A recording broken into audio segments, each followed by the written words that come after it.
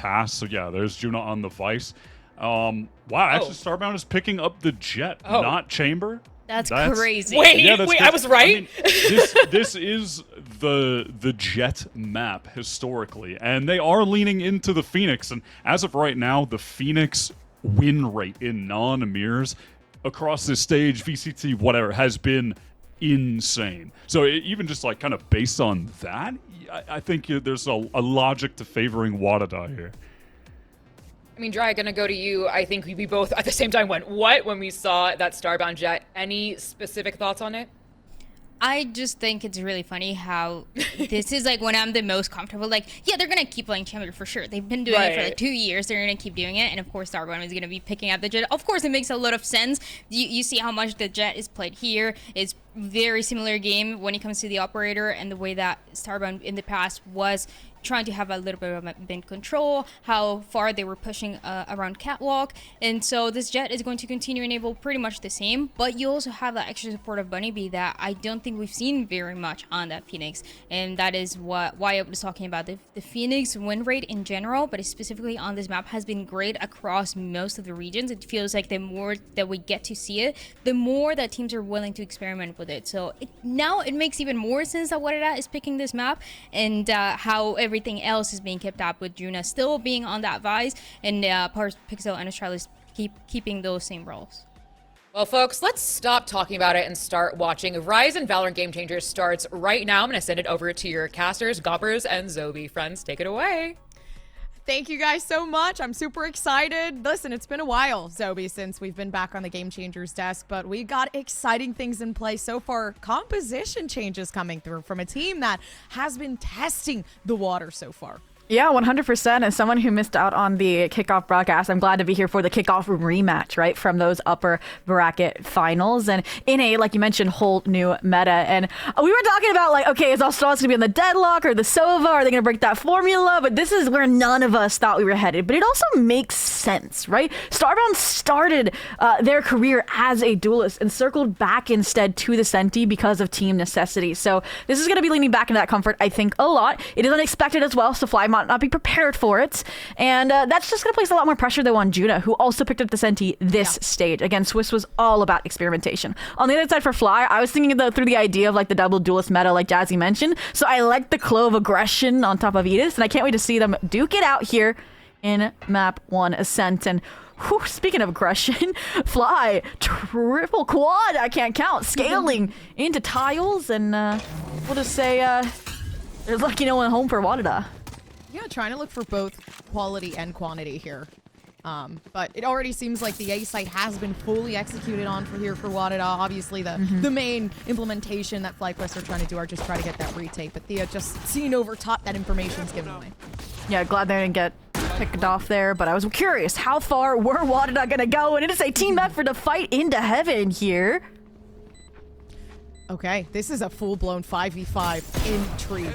Already the first one being given away to Bunny Bee. Everybody on WADA looking to make something happen. Luckily enough, the right click's gonna aid in that endeavor, but WADA in seconds just managed to get at least 2 players standing and everybody else down here for Fly. Yeah, that was a nice reactive, I think, paranoia from Thea, but it was more to encapsulate and shut down the aggression. It didn't really flip the script and allow them to re-engage into that heaven stack from WADA. So, again, Fly was very pacey, but so were WADA, answering back in that post-plant. And I didn't expect them to be so similar in that regard on the attack versus the defense here already out the gate, but WADA just did it better and come away with that pistol win. We get to see what that first picture buy looks like, and I'm never upset to see Power with a Hero Vandal in the second round, Goppers. Oh, I don't think anyone would ever be. I think I would say PowerPixel is one of the strongest contenders for just in general within Game Changers. Obviously, they're aiming insane isolations, fights, whatnot. IGLing, yeah. It's crazy what PowerPixel can do, especially now sitting on site by themselves on this round. I'm just putting full reliance on that. All right. There we go. I like how they metered the aggression, waited to see if there was any kind of eco gamble stock from Fly to push out aggro like they did on the pistol. But with 4 players for Fly A side, once again, WADA feel like they're going to be executing onto a pretty much deserted site. Ev was the only early form of contact here into B main. And I'm more surprised that WADA have slowed down and are now backpedaling off of Australis' mid space. not as aggressive originally. I know that we've seen a slight duelish change here. Not really, obviously, Bunny B just kind of standing on that Phoenix, but I will say Jet feels a little bit more of that aggressive type player. I mean, they're still second round with the sniper, right? It's going to be more Bunny on the entry. Starbound still with that refrag. And speaking of those refrags, we need to see one here. Ev, good taking down one with them, but ultimately B-site will fall to WADA. So it's going to be that full-scale retake from FlyQuest.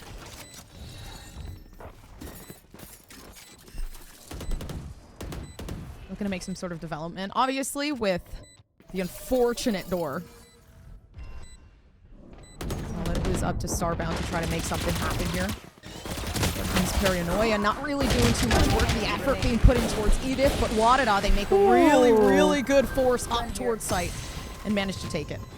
Yeah, I like the smoke there from Melia to get them out of that choke. I like them actually capitalizing off that paranoia to make some scaling there, but it's ultimately Juna, who, again, we had some questions about what her stability was going to look like on this solo Senti roll over the accompanying chamber, and from main, that offside presence, the Archero's timing was a perfect counter, and she's posing to be a threat here, at least for their attack side. But this is where those weapons carried over are going to start mattering. Edith already with the operator, the full Vandals for FlyQuest Red. WADA will see if they are expecting it, and I like the defaulted approach here. Some early util invested as well to sell it. Now, One Way's going to do Thea a slight favor here. I do like they have that sort of refract potential with their positioning for FlyQuest, but that back off's going to have to come in handy. Right. All triggered early. WADA, Starbound finds that opening kill here already. Again, that's the benefit of this slower lurky style, and it shows Starbound is going to change their playstyle to meet the agent necessarily from the chamber openers. And yeah, they're just looking for those slip-ups from Fly, those over-aggression points, and already found one, and Gina's looking for another B main, while the regroup for WADA is headed towards A site, since after that hot hands, after that fake TP, WADA have contacted into A main now. Approach through smoke. I mean, they have it, though. Not really any sort of alarm that's going to set off once they do make that approach towards A. I'm more surprised that Fly gave up A and are playing more for that retake element. And I mean, Gina's going to further sell that this could be the B pivot with only 30 seconds left. Oh, beautiful shots too. I mean, damage made towards the B site. Going to make it slightly harder maybe for FlyQuest if WADA can hit those shots. But there is that hero Vandal that we see on Bunny B. And Bunny B is going to take that Vandal and the run it back probably and get aggressive in this post plant, right? You know you're down weapons. This could flip the numbers that are even right now.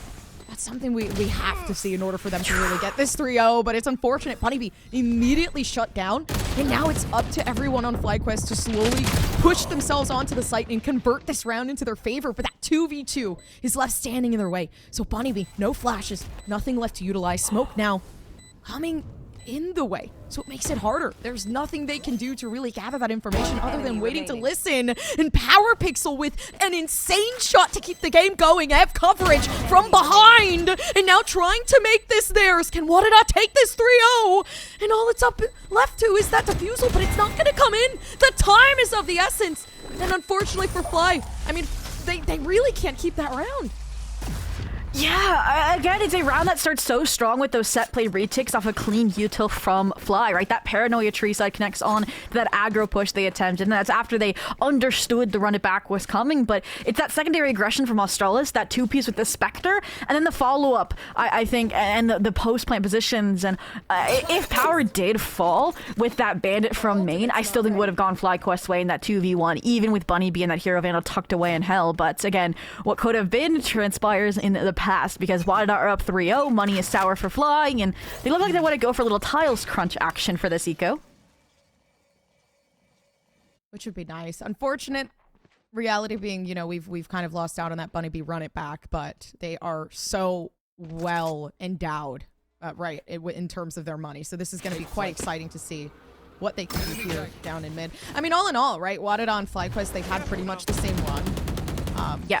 You know, they are very, very similar, I'd say, in terms of skill set. They've lost to the same teams, won to the same teams, so pretty interesting to see them kind of compete now in this playoffs, but first one down is going to have to be Juna. Yeah, I feel like Jazzy's won all of these head-to-heads versus Juna, even now with the worst off weaponry, so Again, it mentions that backward stability of a lurk player that Juna's still working in that skill set on. Jazzy tried to double down and find out power, but would have been dangerous since Spike is there. We're leaning back into the double duelist, though, trying to make this mid opening. And there goes Flash. Nice flash on Bunny. And then refrag potential again coming through from Starbound, having to make that classic transition. That's going to be unfortunate. But it's good, right? Positioning from both sides. Obviously, FlyQuest looking to respond very, very quickly. Wow, the ecos, though, coming through from Jazzy in particular, the GC Sheriff, alive and well already in round 4 of our main event broadcast. And, yeah, I don't know if I like the split approach there. WADA usually go for the cautious defaulting where they aren't giving those ones away, or it's literally only Starbound peeking into that. But there they gave those away like left, right, and center, right? And again, they need to put Juna in those positions to go beyond those forward lurk timings, but it's more, again, they left power alone. And it's also going to be those kinks that are working out with a double duelist of Starbound and Bunnybee working together on those timings, versus it's traditionally been Bunnybee solo kind of diving in off of some initiator util. So that's going to take some learning curve action for sure, Gompers, but again, WADA still decent lead here. Surprisingly more so that the money full resets here, and that's gonna give Fly have confidence even swing into the A main fight. Okay, this is a great opening though, because FlyQuest, Zoe have been struggling very, very badly when it comes to their first engagements. Finally able to pick one off. Now just really having to hold this entry, and it is plausible, right? Jazzy now taking out Starbound. The only duelist left is down, and they have to continue keeping the site under wraps, and that is exactly what they will do. Wow, and yeah, that looks a bit scrappier from WADA. Again, they're accelerating into a stacked site, very different from the few rounds they were able to secure that post plant where it was deserted, it was gifted, where Fly was playing that retake a bit more leniently, right? And I think this is a great switch up already. It speaks to the confidence, it speaks to them realizing the first few rounds had some issues that they've now worked through. And yeah, a really nice double there off of Jazzy's contact. So this is going to be that big round for WADA. If they can cement themselves, or if we get that tie 3-3, that's for the ults as well that lock down, and that Hunter's Fury from Ev have to come in clutch for Fly. And they were going for an aggro fake Gobbers towards the A space. They're trying to find Thea, who found that opener up against the Solace in the last, and maybe even open up Juno for that deeper lurk timing. But again, look, it's clockwork. Jazzy's trying to disrespect it. Again, really hard for WADA to get through that double controller, as you can see. It's not something that they can take lightly, especially with Melia being a very, very good contender against WADA with their performance previously. But as that entry starts to follow and blossom, we are going to see that apologies, not showstopper. The ultimate come through from Sova. It is gathering some sort of information and damage, but it's not necessarily doing too much here. So it's up to FlyQuest to make that retake happen. Edith up towards top, making the up their own and finding that. Obviously, the ultimate coming through. My apologies. Now we're seeing Jazzy take the lead. So here for WADA, it's only 2 players left, and the player advantage, I mean, slowly dwindling. Narrowly got to main. Bunnybee has snuck out, and I'm so surprised they didn't destroy the lockdown, but now they framed themselves in a decent position to try and close this out. Numbers in Fly's favor. Bunnybee peeking one off, but unfortunately gets the trade secured, and it's down to power. The stability element for WADA. Hunter Fury came online with that kill and is going to utilize that, ideally to finish things out. Worried about the timing and the 7 bullets left in the magazine. But Sova versus Sova, they're going to play this down to the timing. Ev cannot get it to half just yet, but there should be enough time regardless to finish out the round to tie us 3-3. That's what we need to see. Now there's a little bit more proactivity, right, in regards to that retake. Before, it did feel a little messy. You know, obviously getting used to the tempo, the timing WADA are bringing about, but getting onto the site was a lot easier, especially with the timed utility and that Hunter's Fury in addition. Yeah, I'm more surprised Bunnybee didn't realize that the ult was so out in the open and utilized the run it back to cancel that directly, because that would have completely changed the post-plant positions that looked so decent for WADA after you mentioned the Hunter's Fury kind of threw it off a little bit without finding that necessarily kill impact. But little Stinger Force, maybe to accompany with the Steel Garden. Death Ball approach into the A site this time around. Oh, very, very quick. I mean, Starbound, listen, we're seeing it work, and it's happening very, very quickly for WADA. That aggression and that tempo keeping them in charge. So they have the site. I mean, they're able to really put a little bit of fear here into FlyQuest, especially with the dwindling numbers. Starbound doing numbers here with the Vandal and finding a third. So they've kept Edith in this weird cage where it's a debate. Do I save the op or do I continue this push? Question of WADA remember that the ops part of the equation from the shadows will gift them that answer. But while the blades come out, Starbound's position is too far forward for prediction. And just like that, WADA answer a previous Thrifty that got Fly on the board with one back to re-secure the lead. And yeah, that's a crazy way when it seemed like Fly had finally broken the mold for sure, Gompers. And because Fly have yet to find that consistent element and flip the map into their favor, Coach Joe is going to go ahead and call that first time out. And I mean, let's talk a little bit then about Coach Joe and this team, right? This was one that was built, again, from past relationships. It was built from some trialing. That's how Edith got introduced into this core. And they even had those trial runs in some off-season events. And I think that's where it's culminating in such a strong roster that's been kept between kickoff to now. And even they boot camped it up, right? One of the, I think only 2 orgs boot camping here for main event. So trying to get the vibes up for this roster. I already saw some content over on Thea's page. But yeah, this is going to be another big important swing round because you lose this round. You might have 2 rifles forced up, Gompers, but you ideally want to lean into Melia here. And again, I think the early aggression, the early anchoring is where Fly has shined the most, Gompers. These retakes, they've been hit or miss. So let's then address the retakes, Gompers. What do you think is consistent from previous Swift matches that's coming up here, or they need to fix? I'd say there is a lack of consistency with. I do feel like Ev is a little bit more proactive with their util here. I'm not seeing it as much on the Sova, so kind of really wanting them to utilize that timing a bit more, because we've seen I mean in many times before Edith be led on by Ev as that main initiator, as that honestly instigator, right, in regards to getting onto the site. So I do feel like maybe on the A, allowing that assistance for those retakes, as that is, I mean, technically where we are lacking the most right now. Well, WADA, Starbound, has the operator out in full swing, a trophy from that win last round up against Edith. And again, they're going to be leaning into these openers, punishing these overexertions, because they're maybe expecting that change of pace from Fly. Again, not wanting to play to that retake, you might get over-aggressive, overzealous, over-peak.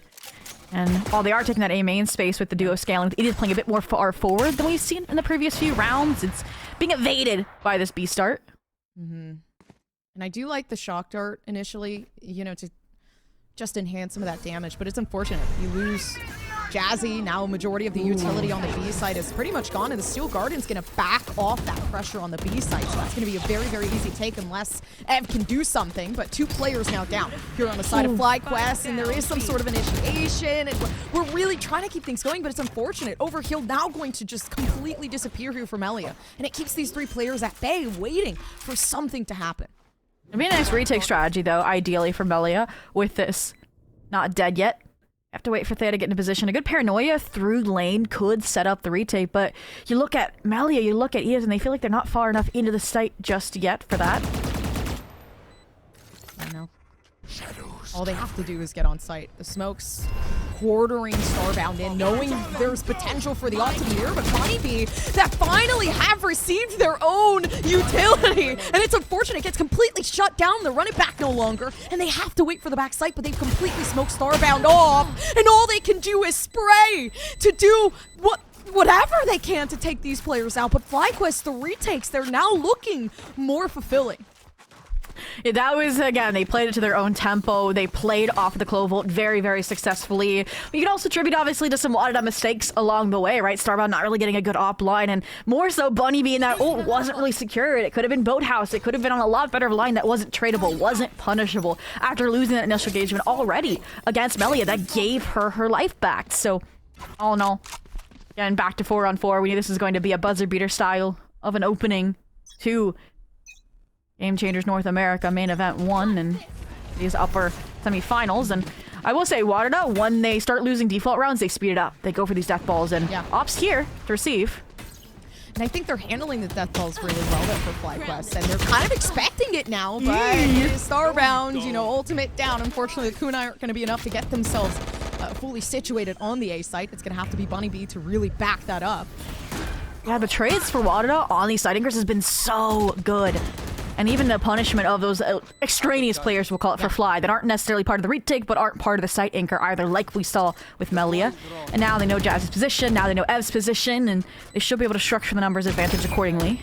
Yeah, this is what we wanted to see, right? That proactivity with the utility. So drone comes by, Jazzy has a little bit more information to work off, and the damage is there, but there needs to be more. Ev has to push in this moment, especially with the damage now that we're seeing, and only one player left, and it's another round for Fly, so they've caught on.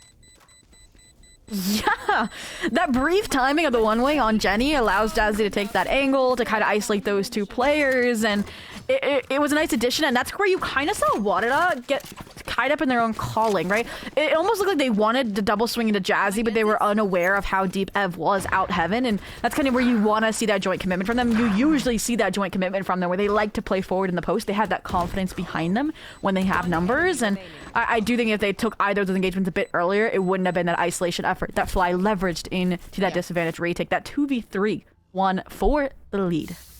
Yeah, pressure on both sides definitely makes you know, it a lot harder to play the 2v3, right? So I completely agree. I am excited though, especially now that they're getting a good kind of tempo with the retakes, right? So it's getting a lot harder. WADA now have to adapt.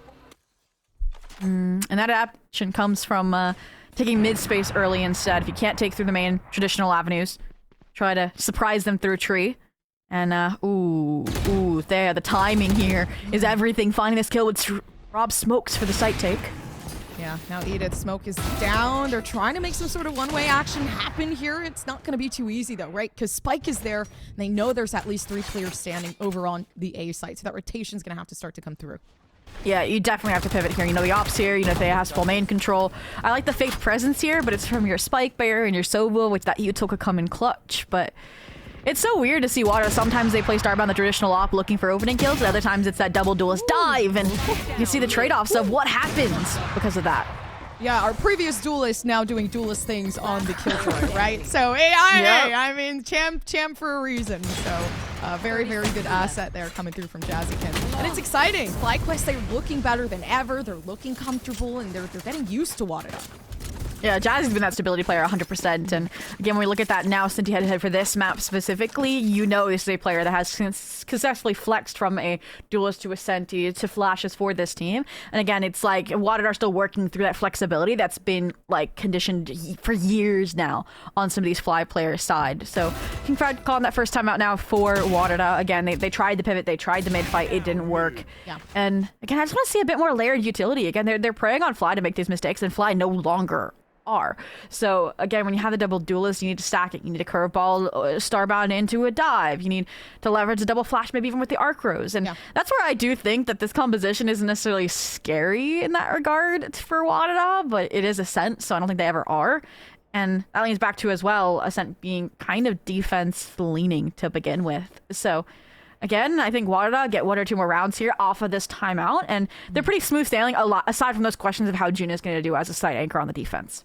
Yeah, and your 3 most consistent standing players are going to obviously be Australis, Juna, Parapixel, right? You're allowing your duelists to go in. They're doing their job getting the entry. Now it's really about fixing up that post plan. I mean, 2 rounds left. There is a lot of potential to really take this 6-6 in. So, and you can kind of see that they are adjusting, right? With somewhat trying to find out what that mid control is looking like. Yeah. Well, WADA wants to stop already, utilize the half stinger by to get a thrifty that got them the lead back. Let's see if it can help correct the track towards the 6-6 half it again.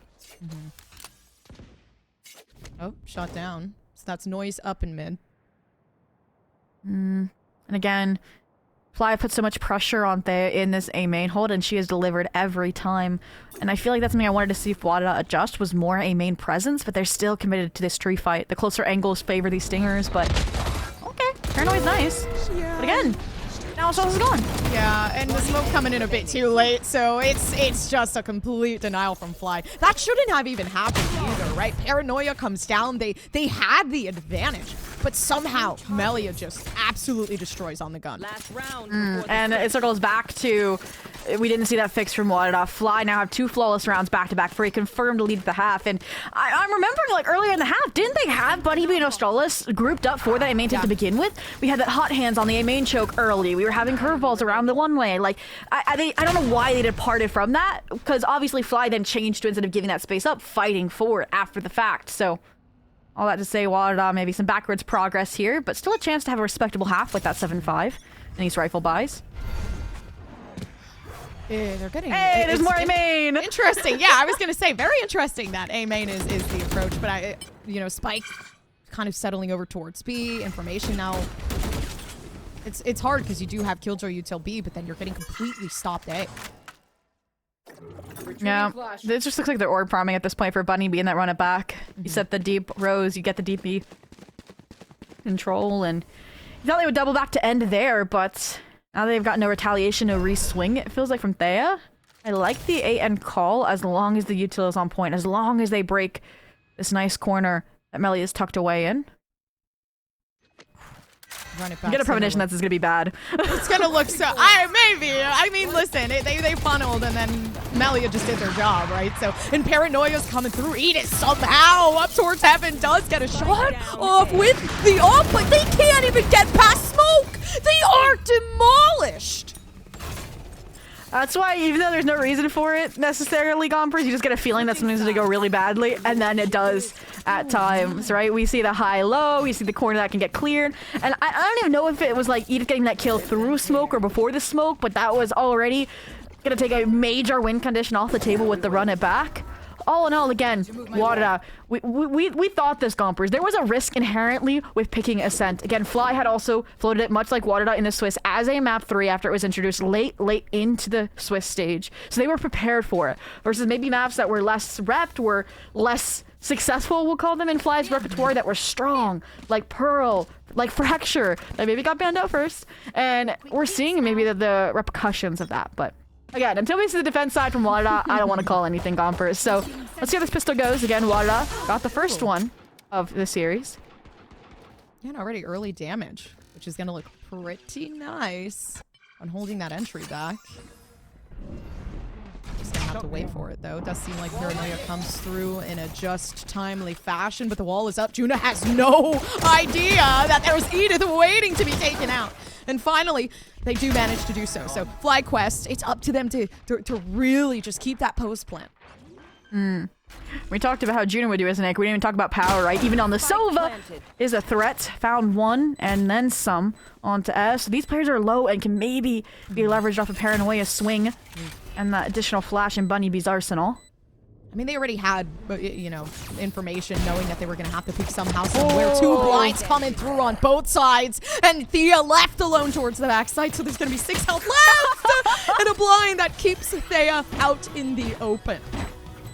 Yeah, that's that thorough util on the retake that was thankfully left for WADA not to leverage even the numbers disadvantage situation. And that's where the chip damage found along the way contributes to another pistol round for WADA. And all right, we're starting to see maybe how the team, despite not running a double senti, is going to pick up the slack for each other on this defense, right? It's not all on Juna pressure-wise. Again, Power's very committed to the site alongside her, and they played off that Vice util well for those openers and trusted in the rotates to close it out.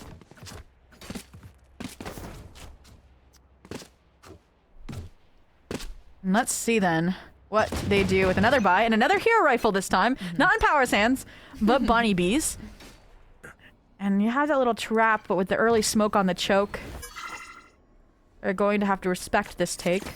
And I like how you can like mimic the setups of the Killjoy and the Vice, just like split up, and it's like Thorns instead of the Molly, right? We saw this exact position of the Thorns on A with a swarm grenade from Jazzy last half, and that's fun. That despite the comp differences, the theory transfers, but all in all, it just feels like Fly, it's not just like a throwaway round, but they're going to take the orbs, they're going to deathball and just see what happens. And I do think testing Juna's kind of tolerance here on this B side is going to be a great use of this eco. Yeah, Juna sitting alone, especially, I mean, wall positioning was a bit quirky, especially since the, everybody else could pretty much catch up Juna in that specific regard, but now the wall has come up and gives Juna a little bit more space to work with.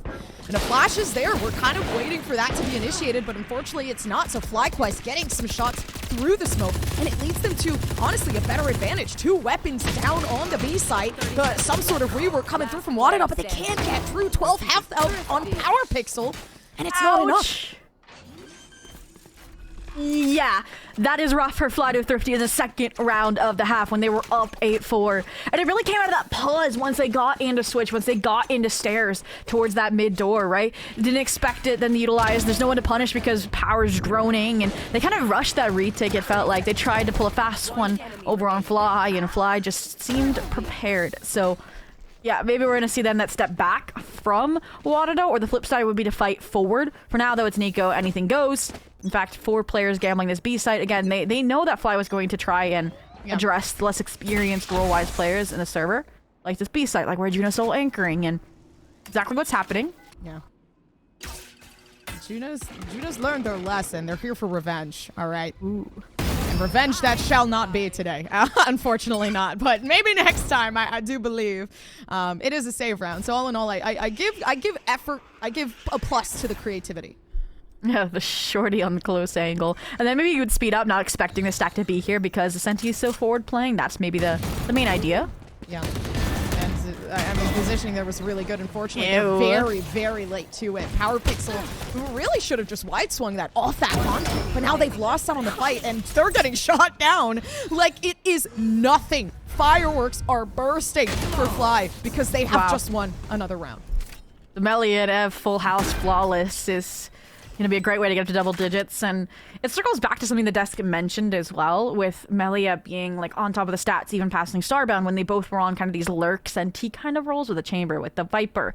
And I think it's funny to see that both of them have now turned into more aggressive style agents in different capacities, right? The Glove not necessarily a duelist, but has been that primer entry, it feels like, alongside Edith, right? Was the one that contacted there, even into Juna. And yeah, Starbound obviously on that Jet, which has been a bit quiet. And what sucks about that second round 30 going awry is it's delayed now the buy-up of the operator you really want to see from Starbound on this defense. That's going to be their calling card, their stability element, right? You know that they'll hit those shots. And I think that's why this timeout's coming through, because they need at least this round 1 to kickstart the money, to grow into that element that's going to be ideally hard for Fly to shut down right at the gate. Mm-hmm. Yeah, but your top player, Melia, now has an opportunity to revive themselves and be a part of, you know, the bigger picture as well. So that in itself is a bit scary, especially with the impact we've been seeing Melia have. 8 assists, right? 19 kills. Definitely something to look out for. Yeah, last one again was kind of a crazy shuffling around, right? When we talked about both ults being invested, it was that a B retake. So hope WADA has learned how to navigate it, but this is that big buy round after the delayed start from the second round. Thrifty Fly through their way. So we'll see what it looks like. And you talked about, obviously, the not dead yet for Melia, but Bunny Bee's also one off here, too. So they're going to probably fight for this A main, fight for this orb, and going to be up against Thea to hold her own, which she's been doing so well this map for Fly, alongside Jazzy. And for now, again, Fly, if it ain't broke, don't fix it. They're just cycling these slow B starts, these fast B pops, and it's been nice. Yeah, and with, I mean, information already given away, they see 4 players here on the B site, so there is a slight rotation on the A. So this is a perfect moment for Fly to, you know, make that slight rotation. It's kind of still framing it, though, for B side. B split energy. So answers are on the mind for WADA. There. Smart to get out of dodge, but it does concede that ult orb that we mentioned is going to be pivotal on this B retake if the double anchor falls. With this high-low lane off the walls, creative. Yeah, but I'm in love with the, you know, the takedown towards mid. Instead of going A, they did something a bit, you know, unpredictable. They're now pushing over towards the B site with power on both ends. Yeah, so well timed. Yeah, now run it back finally does make its way. Bunny Bee doesn't open up with any sort of flash, so it does unfortunately let them go down. And on the extremities, it's just 3 players here from WADA. Barely any utility that can be used. Australis maybe with a paranoia that it can allow them towards the B site, but they have to position themselves. Got stripped away by the Cloval, right? That second layer, even though it gets traded, is huge. Now it's going to deter Star and Bunny Bee from this retake because there's no flashes left after that run it back. No, unless we can see a kill come through. Right, from Bunny Bee. Then that can completely change the pace of things. But it does come through. Finally, the flash, but Bunny Bee is taken down in Starbound. Only a smoke left to use here, and it doesn't even smoke the entirety of the entryway. Jazzy, perfect positioning to keep the round in clutch.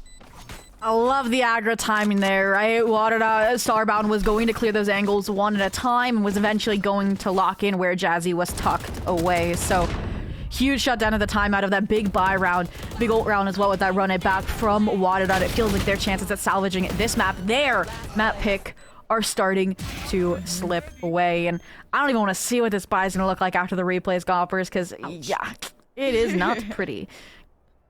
Now, 2 top frags, though, you know, like, I believe, it really does just take one, you know, one player to do everything for the team. Unfortunately, one of those players are down, so it's really up to Starbound in this moment. Yeah, that's the Guardian down. Not really in a salvageable position unless we want to give Edith another chance. Double down. And, we saw WADA get away with this deep A re-clear, but I do like setting the hero rifle on a little off angle. Position is perfect. They saw. Yeah, they had to have. Wow. Well, that's a good opening either way. You know, I do believe that's actually the weapon down that they can pick up. So, unfortunately, the hole that they thought they could have had here for WADA completely broken. And, I mean, all it's up to is just trying to keep that match point. So, it's not necessarily going to happen, unfortunately. So, that flawless does come through. It's a dire situation, right? It's not just about the 12-5. It's the mental, too.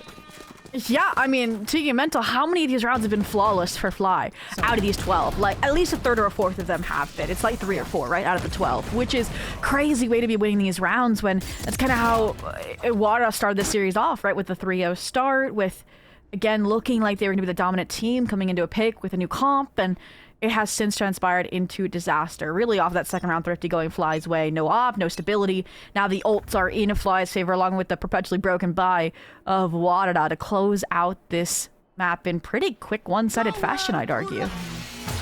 Very one-sided, especially, I mean, the changes too. It is a pretty big significant change for WADA. You know, testing out new things, now trying to allow Starbound to play on the jet, which I think they've been doing spectacular at, by the way. And talked about it. Early old investment from Fly to try and secure this round. Obviously, the 100 Fury was used on a false trap from Power, so no counter ability here. It's going to have to be the full-blooded retake. Yeah, the lockdown, I will say, though, the execution on that lockdown a bit late. They can pretty much retake at whatever pace they please for WADA. Yeah, full trusters in Edith going to make that space. And speaking of making space, Melly again is aggro in these posts. No util to contribute. Why not? A whiff! A whiff! And that would have been the game changer. Really, it's unfortunate because now you got 2 players left in Power Pixel with the Odin. You can get some sort of spray through here. But, I mean, FlyQuest are aware. They are positioned in locations where it feels like the stress is going to be too much. Yeah, you have 100 Sphere and you have Stalls on the wrap. It's wrapped. Gosh, they got to get it done. Luckily enough, Australis does make some numbers happen, but timing is of the essence here. 2v2 and 1 more enemy remaining. But can they do it? The time is there. They have to stick it. They cannot leave that spike or it is game over. And that is exactly what it will be. The round